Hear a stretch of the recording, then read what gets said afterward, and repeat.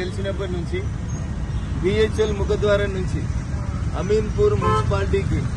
స్ట్రైట్గా నాలాపై నుంచి ఒక రోడ్డు కావాలని గత కమిషనర్ ఇలంబర్తి గారు ఉన్నప్పుడు పేపర్ వర్క్ మొదలు పెడితే దాదాపు ఏడాది కాలం నుంచి అధికారులు మీనమేషాలు లెక్క పెడుతున్నారని ఒకసారి పోయినటువంటి జిహెచ్ఎంసీ సమావేశంలో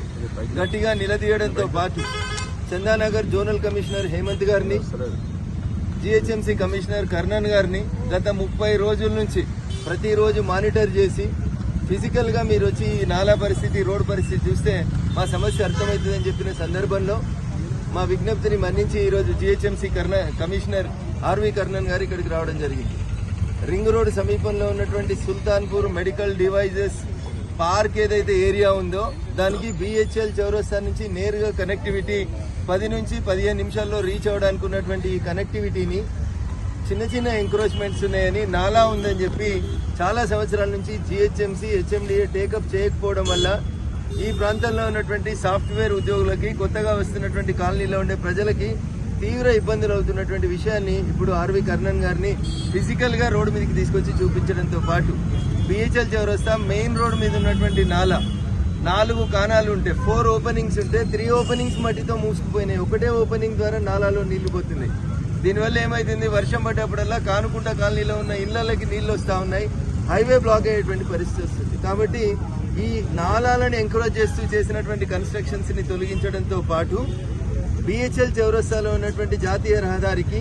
అమీన్పూర్ సుల్తాన్పూర్ డివైస్ పార్క్ ని నేరుగా కనెక్ట్ చేసే విషయం లోపల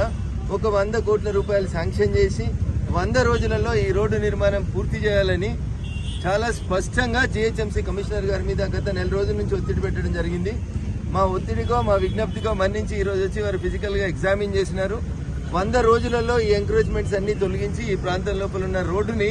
నేరుగా బిహెచ్ఎల్ చౌరస్తా కల్పితందుకు ప్రయత్నం చేస్తామని కమిషనర్ గారు హామీ ఇవ్వడం జరిగింది. 100 రోజులలో ఈ పని పూర్తి కాని పక్షం లోపల ఖచ్చితంగా అవసరం ఉంటే ఒక ధర్నా కూర్చొనైనా ఇది సాధిస్తాం. అమీన్పూర్ కి స్ట్రైట్ రోడ్ సాధిస్తాం. నేషనల్ హైవేకి ఉన్నటువంటి ఎంక్రోచ్మెంట్స్ ఏవైతే నాలాని ఎంక్రోచ్ చేసిండ్రో ఆ ఎంక్రోచ్మెంట్స్ అన్ని తొలగించి నాలా ద్వారా వచ్చినటువంటి వర్షపు నీరు, డ్రైన్ నీరుని అన్నింటినీ కూడా సెపరేట్ గా పోయేలాగా చేస్తామని చెప్పి ఈ సందర్భంగా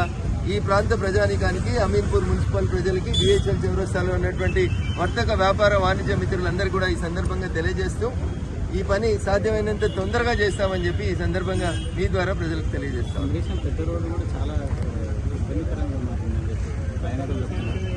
నేను గతంలో దుబ్బాక్ ఎమ్మెల్యే ఉన్నప్పుడు బీరంగూడ కమాన్ దగ్గర నుంచి రింగ్ రోడ్ దాకా రోడ్డు కావాలి, అస్తవ్యస్తంగా ఉంది, అవకతవకలు ఇబ్బందులు ఉన్నాయని చెప్పినప్పుడు అసెంబ్లీలో మాట్లాడితే నేను అప్పుడు ఈ ప్రాంత ఎమ్మెల్యేని కాకుండా మాట్లాడి ఆ రోడ్డు పూర్తి చేయించాను. ఖచ్చితంగా మీరు చెప్పిన పటాన్చెరు మార్కెట్ లోంచి ఇంద్రేశం మీదుగా దౌలతాబాద్ చౌరస్తాకు పోయేటువంటి రోడ్ డెవలప్మెంట్ విషయంలో కూడా త్వరలోనే గౌరవ R&B మినిస్టర్ కోమటిరెడ్డి వెంకటరెడ్డి గారిని కలిసి ఆ రోడ్డు పనులను కూడా ప్రారంభించేలా చర్యలు తీసుకుంటానని చెప్పి ఈ సందర్భంగా హామీస్తా ఉన్నాం. అంతేకాకుండా నోబాన్ చౌరస్తా దగ్గర నుంచి మొదలుకుంటే కర్దనూరు నుంచి బీడిఎల్ బానూరు శంకర్పల్లి చౌరస్తా దాకా ఉన్నటువంటి రోడ్డు, ఈ 2 రోడ్లు కూడా పెరుగుతున్నటువంటి ట్రాఫిక్ అవసరాలని దృష్టిలో పెట్టుకుని మధ్యలో డివైడర్ను పెట్టి అటు 2 లేన్లు ఇటు 2 లేన్లు కొత్త రోడ్లు మంజూరు అయ్యేలాగా కోమటిరెడ్డి వెంకటరెడ్డి గారి మీద ఒత్తిడి తెచ్చి పారిశ్రామిక ప్రాంతంలో పనిచేస్తున్న కార్మికులు, సాఫ్ట్వేర్ ఉద్యోగులు ట్రాఫిక్ లో గంటలు అవస్థలు పడకుండా ఖచ్చితంగా చర్యలు తీసుకుంటానని ఈ ప్రాంతం నుంచి ప్రాతినిధ్యం వహిస్తున్న పార్లమెంట్ సభ్యుడిగా మీ ద్వారా మా ఓటర్ మహాశయులందరికీ కూడా సవినయంగా తెలియజేస్తాను. మాట్లాడదాం మనోజ్ సార్ గారు.